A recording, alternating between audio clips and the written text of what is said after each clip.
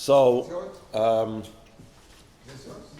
we're holding in between Pesach Sheni and Lag BaOmer. So we had Pesach Sheni on, what was it, Wednesday? Yesterday was Pesach Sheni? No. Tuesday. Wednesday was Pesach Sheni. I mean, now Tuesday was. No, yeah. Tuesday was Pesach Sheni because today says Zion. No, today says Vav. No, yesterday was Pesach Sheni. Yeah, and Sunday is Lag BaOmer, and we know how much the Rebbe was passionate actually about both these things. Both Pesach Sheni was by the Rebbe a big day, and he spoke about it a lot and the lessons from it. And also Lag BaOmer, so it was very difficult to decide which topic we should learn. But I decided it's best to prepare for it, so we know why on Sunday we're going to go schlepping out in the heat with the kids and to see the parade and to watch Uncle Moshe or wherever they have entertainment and to see what's the big deal. Okay, I'll stay home and I'll watch it on on Zoom or whatever. So the Rebbe says, Aleph.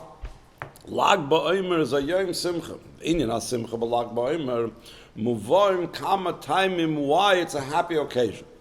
Umihem Aleph Talmidi Rabbi Akiva asher meisu ma'Pesach v'ad atzeres pasku melamos. There was a plague that killed off the students of Rabbi Akiva, and on Lag BaOmer they stopped passing away. And it's later on he's going to speak about it. That was because because they didn't show the appropriate respect one for another, and as we know that Ahavas Yisroel, love of another Jew, is the keli for all the brachas, the vessel for all the brachas. But if it's the opposite, if a person doesn't have Ahavas Yisroel, that could let in all types of negative things. What's the other tzeres? They stopped in Lag BaOmer. Huh? The other tzeres, they stopped in Lag BaOmer. Even though, so according to one explanation is it's just a general time. Another explanation is that pasku melamos, they stopped and then afterwards they continued. Base. Another explanation, zeu Hilula Rabbi Shimon ben Yochai. Literally, Hilula means celebration, party. A chasana is called a Hilula. Yom Histalkusei Rabbi Shimon ben Yochai, it's the day that he passed away. Asher hoira l'smayach b'yom Histalkusei. Even though usually by tzaddikim, the day of their passing, it's even brought down Shulchan Aruch that it's something that's a negative. It says that, for example, it's brought down Shulchan Aruch that on the 7th of Adar, Zayin Adar, which is a passing of Moshe Rabbeinu, there's a custom of people to fast. It says, why didn't we establish a remembrance of the miracle of L'Makim Mitzrayim B'Chareim on the 10th of Nisan, and we do it on Shabbos HaGadol because the 10th of Nisan is the yahrzeit of Miriam, so therefore it's not appropriate that on the yahrzeit of the Tzaddik, which is a sad day, you should make a day of celebration. So we see that in general, when a Tzaddik passes, it's considered a sad day, but here it's an exception because Rabbi Shimon ben Yochai himself, he specifically said that you should not be sad on my yahrzeit. It should be a day of celebration. And the Rebbe explains in many places, Amarim speak about it, how since he was a tzaddik that was involved in revealing the inner part of the Torah, and the inner part of the Torah is the part of the Torah that helps us realize how things that might externally seem negative are really positive.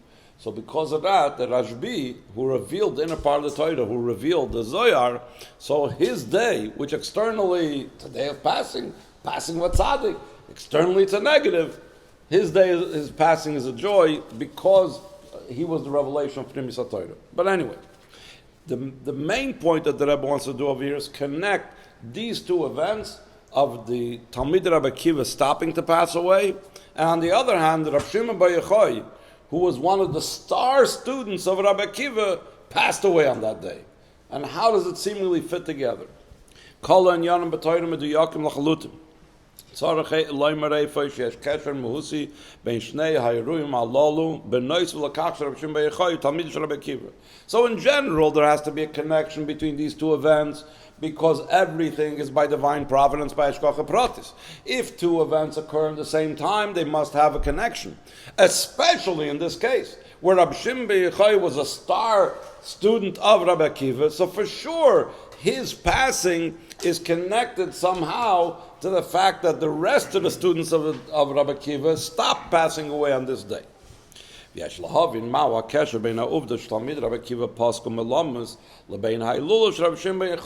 connection between these two things? And the Rebbe is going to say even more so. It seems to be opposites. They're not just. We need to understand what the connection is, but we need to see how they're not opposite of each other. Rabbi Shimon ben Yochai haya echad mechameshes talmidei Rabbi Akiva asher noisru b'chaim v'heim hemidu Torah. What happened was that Rabbi Akiva, he was responsible for the entire Torah Shabbat Peh, the oral Torah as we know it. All the different halachas and all the different things that we derive, that we do not see openly in Chamish Chumshei Torah, everything came essentially from Rabbi Akiva. He had colleagues, but he was the one that transmitted it. And when 24,000 of his Talmidim passed away, so there was a big danger, and we'll soon see some expressions, that the whole Torah Shabbat Peh would be lost. Because they were meant to transmit it.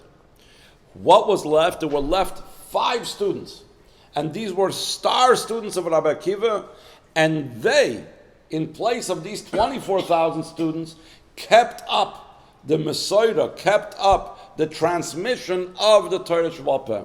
So Rabbi Shimon ben Yochai and 4 of his colleagues were the ones that hemidu Torah. They made sure that the Torah remained. They established the Torah to keep on going despite the great tragedy of the 24,000 students of Rabbi Akiva passing away.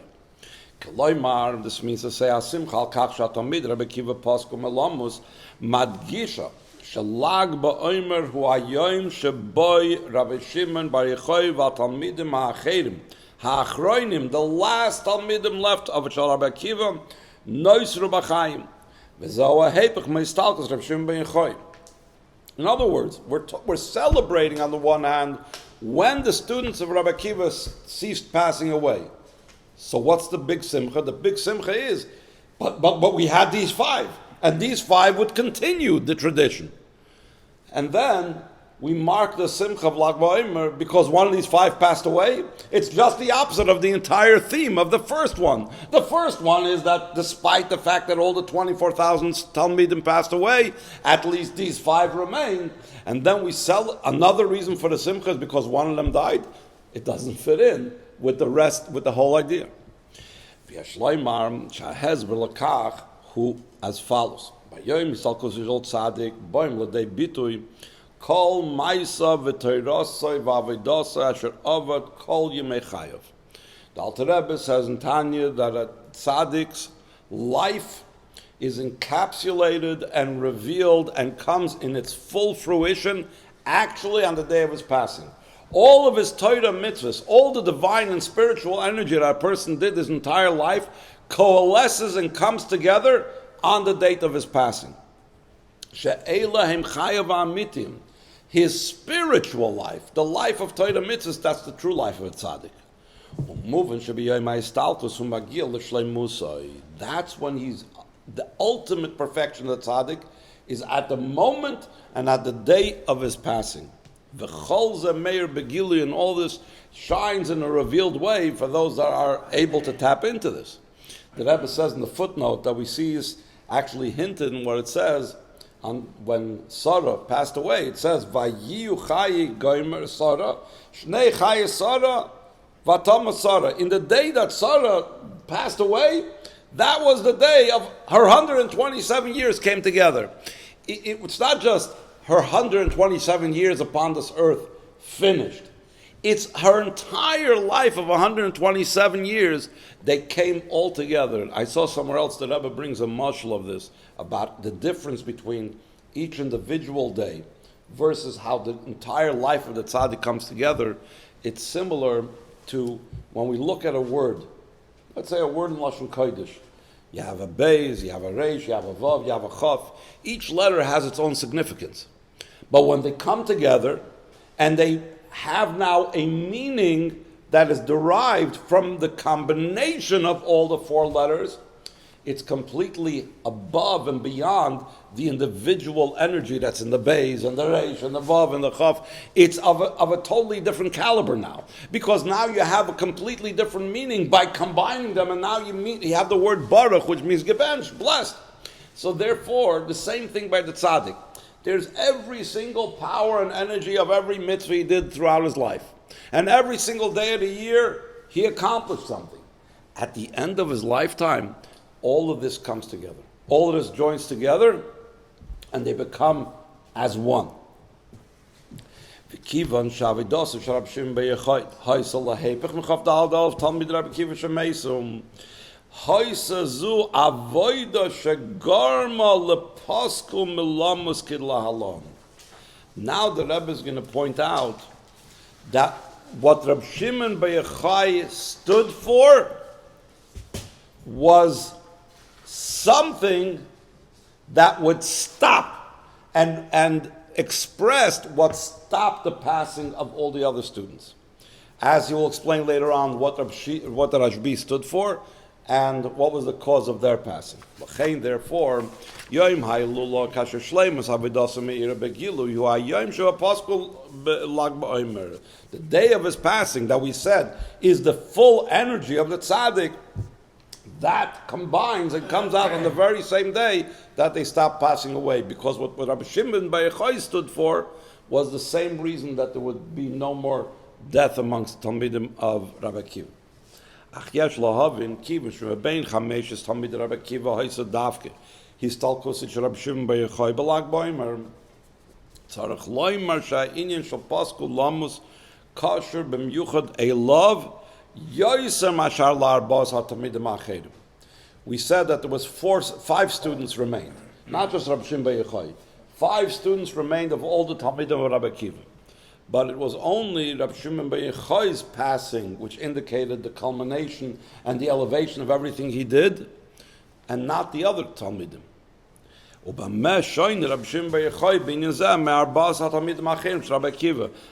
Rabbi Shimon b'Yochai different, not just in survival, because the other 4 Talmidim also survived. So there must have been something else that caused them that way. How many years later did he die? That's a good question. I don't know offhand. Which peoples killed 24,000? Romans, Greeks? No. They passed away. It was a plague. It was a plague. Yeah. COVID. Made worse after the shot. So the Rebbe says in Eis Beis, "Kedei lahasber zois yesh lahagdim lavirus maimer chazal shekchav dalad elef talmid Rabbi Akiva loinagu kavod zelazeh." What was the reason? Like I mentioned in passing before, that they passed away because they didn't give each other the appropriate respect. It's interesting. It doesn't say they hated each other. It doesn't say they fought with each other. It says they didn't respect each other appropriately. So the Rebbe asks a very simple question. When Torah calls a person a student of someone else, it doesn't mean that he just was a person that had an admittance card to the college of Rabbi Akiva, to the yeshiva of Rabbi Akiva, that he was signed up and his parents were paying tuition. When we call in Torah someone a student, that means he would be someone that would embody the values of what Rabbi Akiva stood for. And therefore the Rebbe is going to ask a very simple thing. We know one of the major values that Rabbi Akiva stood for was Ahavas Yisroel. So how could there be that if Rabbi Akiva stood for loving another Jew, that his students should be the ones that would not respect each other? He's the one that said that this is a great principle in the Torah, loving another Jew.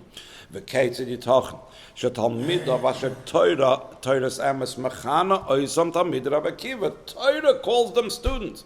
Torah says these were people that were continuing the work of Rabbi Akiva. They followed in the ways of Rabbi Akiva according to Torah. How could it be they should not be acting respectful one towards another?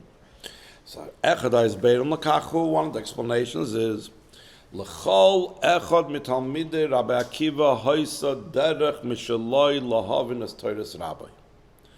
We have a rule. Chazal say, Kishem shepartzefei mishunas kach de'esei mishunas. Just like every person's face is different, literally, except for perhaps identical twins. But in general, you don't find people that look exactly alike. Every single person looks different. Also, sometimes you see a father and a son. I've seen pictures of, the father's picture from 40 years ago. Then you see the son, you say they look exactly the same. But in general, everybody looks different.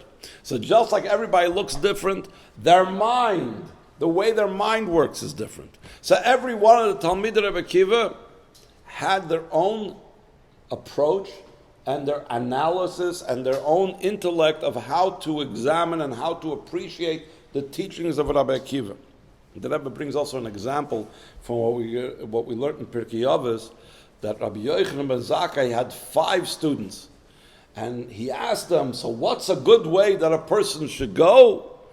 And each one of them said something completely different than the other. 5 students. They all studied by Rabbi Yochanan ben Zakkai. You'd expect them to have some common denominator. No. Everyone was completely different.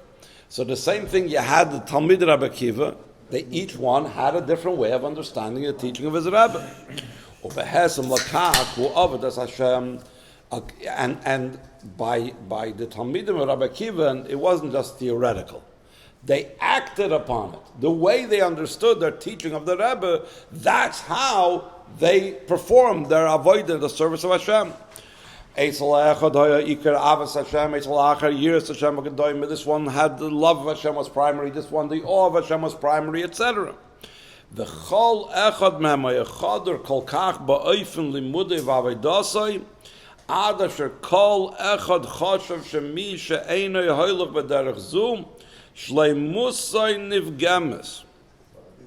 The true way of studying Torah is that it permeates the person, and I identify with it completely. Not just, like we said before, that I follow through on it, and because I understand something, I act upon it, but it's not just superficial. It becomes who I am. I become completely involved with it. So if I completely identify with my understanding of what Rabbi Akiva meant to say, so then when I see all the other students, 23,999 students, not understanding it the way I understand, so I couldn't respect it. I couldn't handle it. I remember, I might have mentioned this before, I had a Rosh Yeshiva in Morristown, Reb Zalman Vashansky, Al Vashalom, he passed away recently, and he didn't like how calm we were when we would sit and learn Gemara with our chavrusas. I would say this way, my chavrusa might say this way, my partner would say that way. Fine, everybody's in America is laid back, live and let live. He said, when I was in yeshiva and my partner or someone else in my class understood it differently, we wanted to tear each other's faces off. How can you learn this way, Pshat? How can you understand the Torah this way? How can you learn? Talmidei Rabbi Akiva were thoroughly and completely truthful to what they believed in and their understanding. Ubiyoisum Talmidei Rabbi Akiva, asher haya nilhav b'inyan v'ahavta l'reacha kamoicha, lo yistapik kol echad mem bal yosim mechayel al choyel ba'atzmai, el yishtadol hashpia kol chaveru shkam heim yavdus Hashem dafke b'darke shaloi. It wasn't that they couldn't stand that someone else was wrong because somehow it hurt my ego. No, I cared so much for all my other colleagues, the Talmidei Rabbi Akiva, because Rabbi Akiva taught us to have Ahavas Yisroel. How could I allow my fellow students go down what I thought was the wrong path? Because I thought that they were going down the wrong path, I had to change their mind. I had to show them, give a look, you got it wrong. You don't understand what's going on over here. You don't know how you're supposed to serve Hashem in light of the teaching of Rabbi Akiva.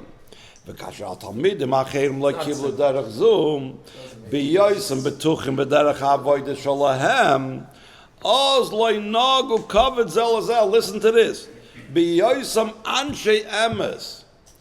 These were honest people to the core. They were true to their convictions.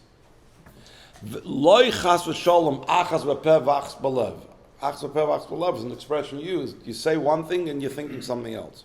Loi hoya yachal liyes b'neim beregish amiti shel kavod zelazeh kivin shel adayti peguma hashleimus shel avodas Hashem etzel chaveroi. I felt that my fellow didn't get it right. And if he wouldn't accept the way I explained it, so then I looked at him like, you don't get it. And therefore, I was lacking in respect for another. So he says in Ois Gimel, B'yoysam Talmid Rabbi Akiva, move on, Sh'oif in Zeh Shel Avidasam. L'yoysam Chadurim Kol Kach B'derech HaAvodah Shalahem. Ad Kedei I Kabbalos Efsharis Shal Shleimus Gam B'derech HaCheres.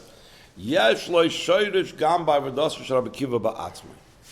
This itself, that each one was so totally immersed and so totally of one mind and focused completely on a certain approach and couldn't understand and couldn't see beyond that approach, was actually had a connection with what Rabbi Akiva himself stood for.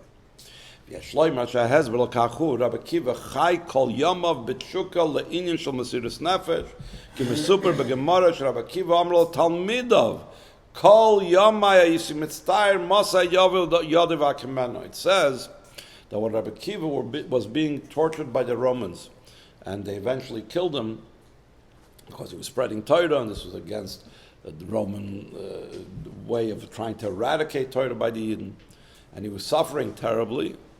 So his students asked him, about what's going through his mind now.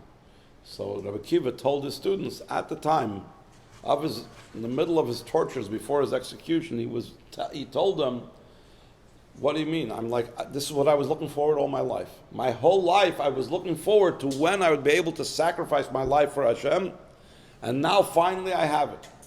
So what do we see? That Rabbi Akiva's style was complete immersion in whatever he did. The idea of self-sacrifice is an expression of complete immersion in Yiddishkeit. There can be no other life. Like Rabbi Akiva himself actually said, when he was asked, I don't remember, either by the student or by a Roman soldier, I don't remember right now, how is it possible when Rome decreed that people shouldn't study Torah, you're still studying Torah? So he said, it's like he gave a whole example about a fish and a fox. But the main point that we're saying is that a fish that leaves the water will immediately die.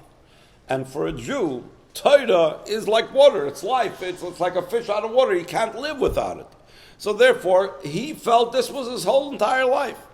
And this type of devotion was something that Rabbi Akiva communicated to his students. So they also felt this type of complete absorption in whatever way that they were doing. Mesiras nefesh makifa v'chayderes la'adam kulay. Kasher adam nimtza ba'avodah shel mesiras nefesh ein shum koyach u'prat b'nafshe she'enan chadur mesiras nefesh zu. He's completely immersed in it. There is no part of my being outside of this. They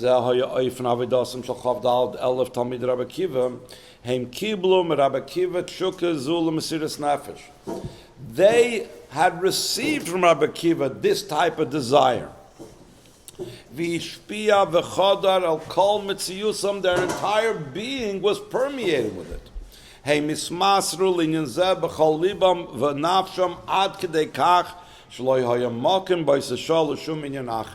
So they took the self-sacrifice of Rabbi Akiva, the complete focus of Rabbi Akiva, to have this entire focus on doing what they're supposed to do, and therefore they couldn't see out of their understanding what Rabbi Akiva's Torah was.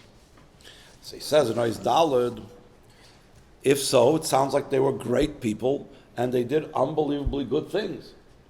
So this is what the Rebbe always does. The Rebbe first presents the explanation to see how could someone have even thought of doing something negative, and then he explains how even though it's so good, it's still not the way it's supposed to be. Similar idea we've had not too long ago in Parshas Achrei Mos, where the Rebbe explains at great length about how the passing away of Nadav Avihu was actually a very high level. It showed on their great desire to connect to Hashem. But still, that wasn't the purpose. In a similar vein, Ratzui without a shuv, he's going to talk about over here also. This total focus, as good as it is, but it needs to have its expression down here in the world that you could live with it in the physical world.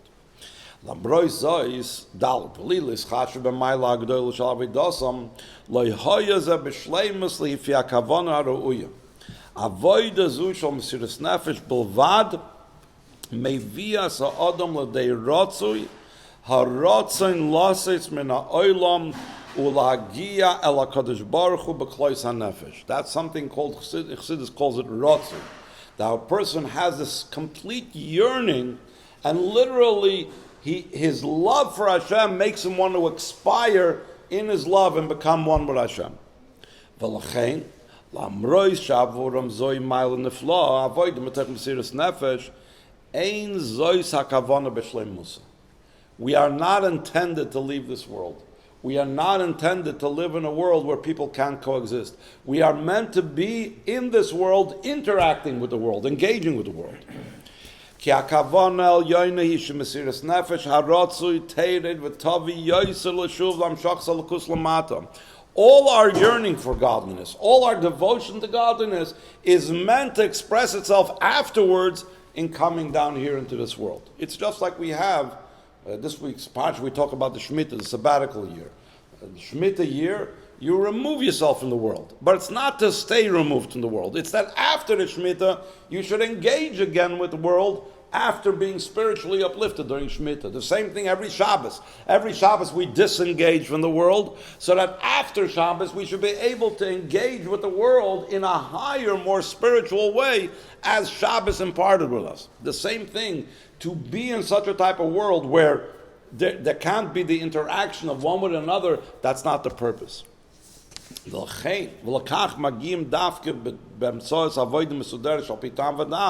To be able to draw down godliness into this world, one needs to have an orderly fashion type of service, not just out of the box, not just mesiras nefesh, self-sacrifice.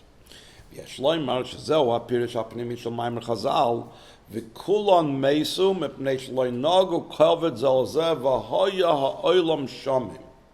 The Chazal use a very interesting expression when they describe what happened thanks to their death, because it's very interesting that throughout Jewish history there were many occasions where tens of thousands of Yidden were killed, but still we don't see such a period of mourning devoted to any other occasion when tens of thousands of Yidden were killed. The only other thing is the 3 weeks, the destruction of the Beis HaMikdash, and so on. But other than that, we don't see a period designated about mourning and so on like we have during the times of Sfira, like we have for the passing of a Talmidim of Rabbi Akiva. It's because of what we said before, that these students were the ones that were going to ensure the continuation of Torah Shabbat Peh, of the oral Torah, to know what to do in Yiddishkeit. And that's what the Chazal is saying, V'hoya ha'olam shamim. It's not just that they died, that's the reason why the days of Sfira are sad days, but the world was like destroyed, emptied, meaning that the world that needed the Torah was like devoid of what it needed. It was empty of that. Now the Rebbe is going to explain this in a deeper sense.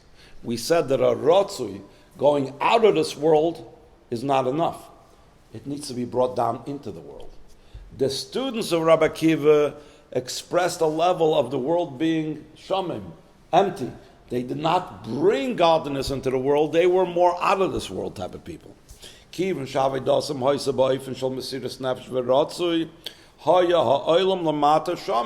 they were just reaching for higher and they couldn't deal with the world.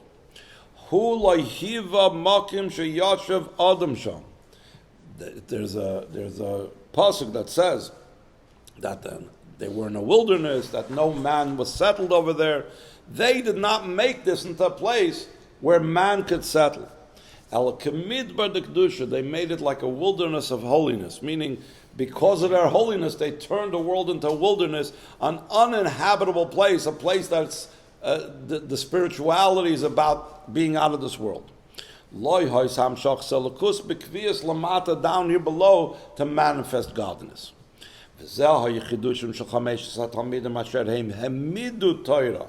You remember we used previously the expression that the 5 students that remained from Rabbi Akiva, they established Torah.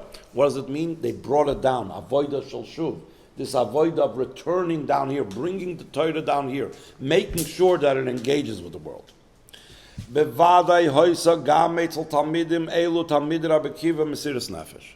Even those 5 that were Hamidu, they brought the Torah down here. Surely they had Mesiras Nefesh because they were students of Rabbi Akiva. And we said Rabbi Akiva had Mesiras Nefesh, had self-sacrifice, was about out of this world. Ach etzlam hoyeza adrabe ba'ofen shel shleimus kvi shehoitzel Rabbi Akiva Rabbon. They had a complete Mesiras Nefesh. They had a perfect Mesiras Nefesh, like Rabbi Akiva, their teacher, expressed. How was his Mesiras Nefesh? It involved returning down into this world. His ratzi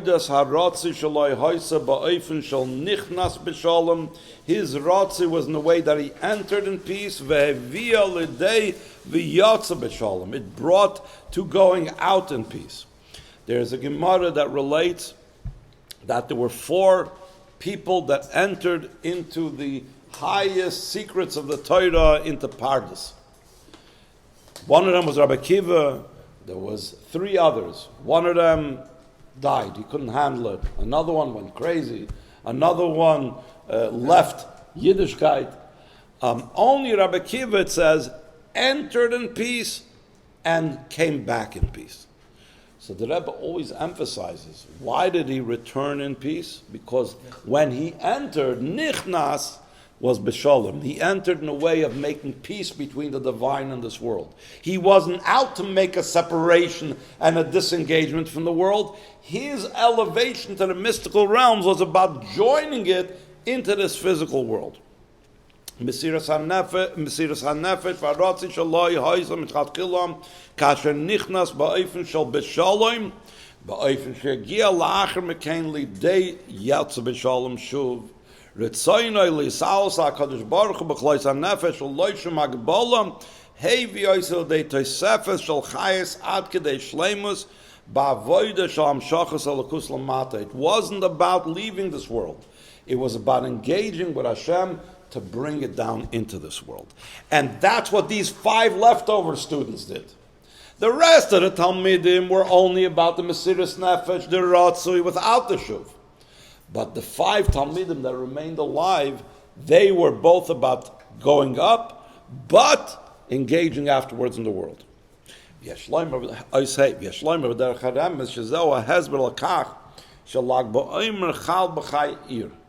The date on the Hebrew calendar of Lag Boimer is the 18th of year. Chai, we know, means life. Yadua Maimer Sharabesein Nesienu Gaba Chai Elul Shezeu Hayoim Asher Manik Chayes Lavoida Shel Elul.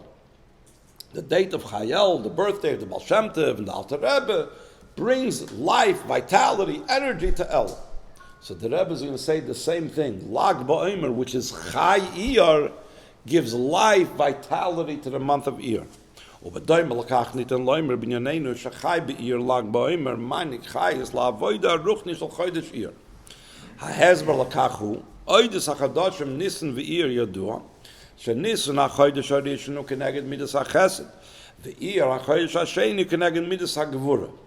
Nisan is Hashem's kindness. He took us out of Egypt. He revealed himself to the Jewish people, etc., etc. All of these things that occurred in the month of Nisan was showing Hashem's kindness to redeem us from exile.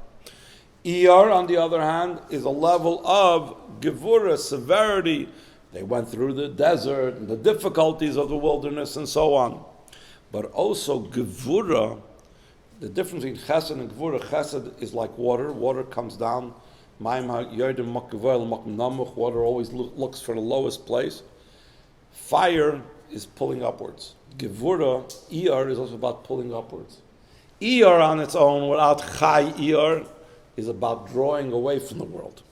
Shezeu echad hayasberim lekasher lekasher shebein petiras Talmid Rabbi Akiva limei asfiram sheikram b'chodesh Iyar. Primarily, when did the students of Rabbi Akiva pass away? Even though they passed away also in Nisan and in Sivan, according to the opinions, but primarily it was in the month of Iyar.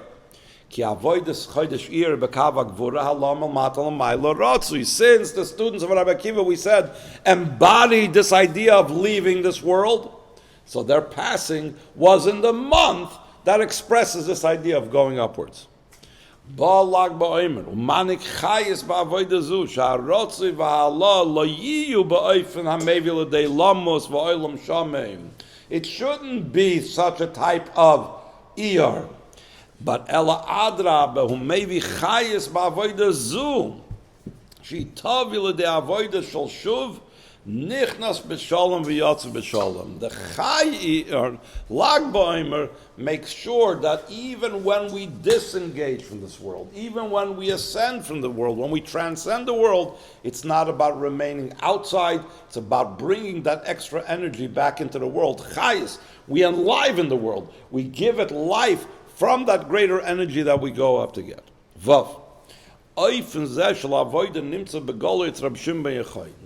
we're going to answer one of the questions that we said earlier. Why, of all the 5 students that remained, was it only the Rashb that his yard said was on Lag Ba'omer? If we're saying that those that remained, so they expressed the idea of what the counter action of all the other students that passed away, but why do we find only Rashb passed away on Lag Ba'omer? So he says, we know that the Rashb had to run away from the Romans who wanted to kill him, so he hid away in a cave with his son for 13 years. He was disengaged from the world. He was alone. And to such a degree, he wasn't just alone from the world that he didn't engage with people. He didn't even have the opportunity to do many mitzvahs that you need to have objects of this world. And therefore, he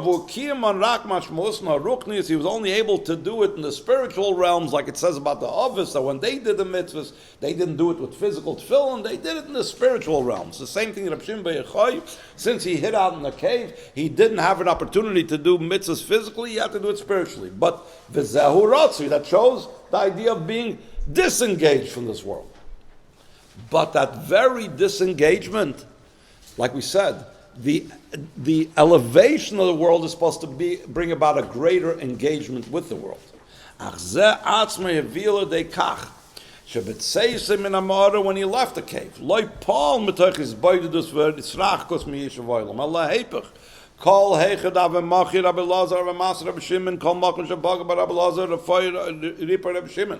his son Rabbi Lazar was still under the influence of being disengaged from the world. So whenever he saw people involved in mundane matters of the world, of plowing and the things having to do with the field, he looked at them, they turned into a pile of bones, it says. So Rashb, wherever his son destroyed, the Rashb looked at it and he was healed. Hu hevi refuah la'olam. V'yoyser makach amar ikem milsa d'boy l'skuni ayim yesh davar ma'aton tikun hu chipes v'avev afsharosi l'sakim b'sach ha'olam. Rabbi Shimon ben Yochai came out of the cave and he said, is there something I can help with? And what did he help with? The Rebbe in other sichos explains it was seemingly a very minor thing.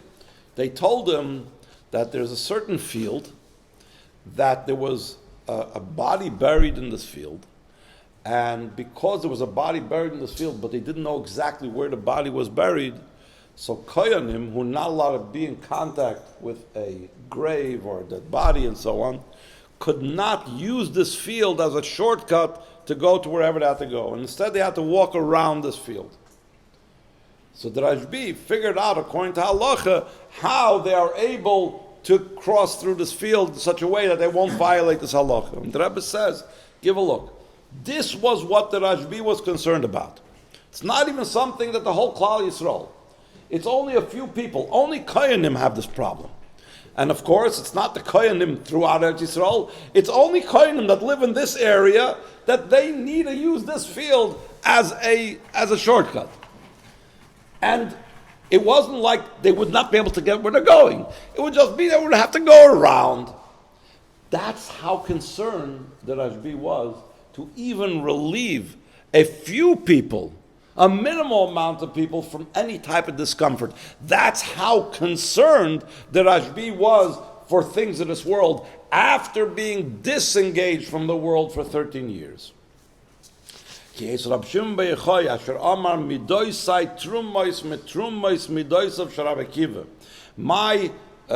My character traits or my learning is from the best of what my master Rabbi Akiva taught.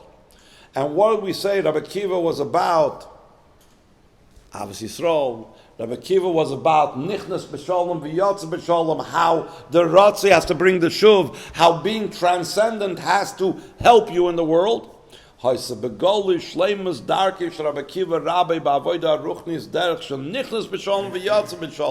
Both.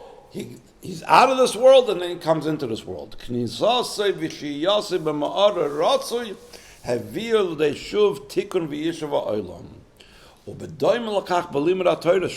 a similar vein, the Torah study of Rav Shimon bar Yochai changed drastically to reflect this as well. It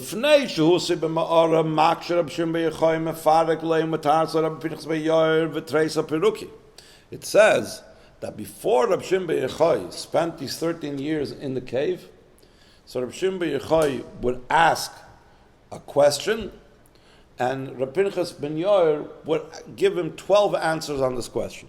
Now again, if you think about it, a question is about you blowing people's minds. It's about, again, disengaging. And an answer is about making it practical, bringing it down. So Rashb was the questioner, and Rabbi Pinchas ben Yair was the answer. The Hilula it said just the opposite. Rabbi Pinchas ben Yair would ask a question, Rabbi Shimon bar Yochai